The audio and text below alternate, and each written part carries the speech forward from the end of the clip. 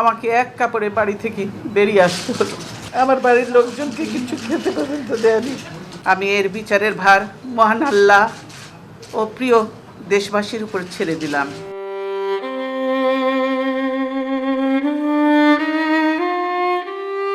আমাকে এক কাপড়ে বাড়ি থেকে বের করে দেওয়া হয়েছে। আমি আল্লাহর কাছে এর বিচার দিলাম। সেদিন এভাবেই অঝরে কাঁদতে কাঁদতে বলেছিলেন আপসীন নেত্রী, সদ্য প্রয়াত সাবেক 3 বারের প্রধানমন্ত্রী বেগম খালেদা জিয়া, যাকে হাসিনার দমন নিপীড়ন ও রাজনৈতিকভাবে নিশ্চিহ্ন করেও ব্যর্থ হয়। খালেদা জিয়াকে 2010 সালের সেনানিবাসের বাসভবন থেকে বল প্রয়োগে বের করে দেওয়া হয়েছিল, যা ছিল ইতিহাসের এক কালো অধ্যায়।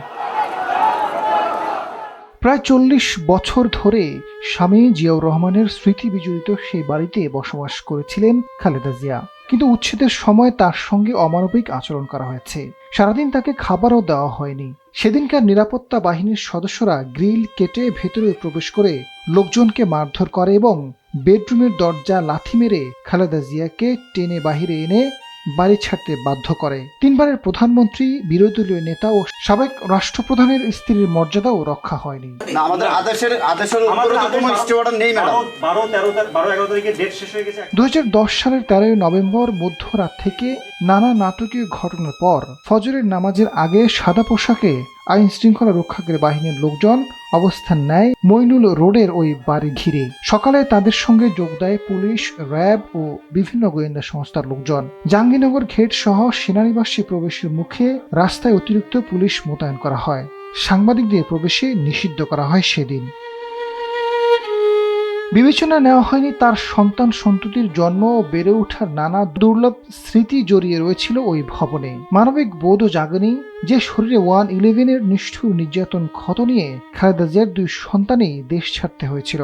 শহীদ জিয়া এবং তার পরিবারের নাম নিশানা নিশ্চিহ্ন করতে তড়িঘড়ি করে সেখানে গড়ে তোলা হয় সেনা কর্মকর্তাদের জন্য একাধিক বহুতল আবাসিক ভবন। আমার বাড়ির লোকজনকে কিছু খেতে পর্যন্ত দেয়নি।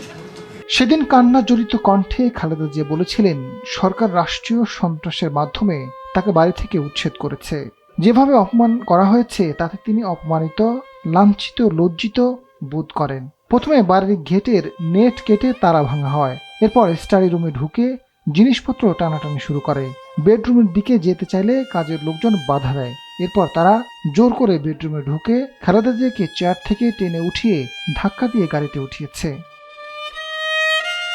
সেদিন কান্না জড়িত কণ্ঠে খালেদা জিয়া আরও বলেছিলেন, আমি এর বিচারের ভার মহান আল্লাহর হাতে ছেড়ে দিলাম, দেশবাসীর কাছে ছেড়ে দিলাম। আজ খালেদা জিয়া নেই, কিন্তু পুরো দেশ তার জন্য শোকাহত। রাষ্ট্রীয়ভাবে 3 দিনের শোক ঘোষণা করেছে অন্তর্বর্তী সরকার। আজাদ ফারুক, সময়ের আলো।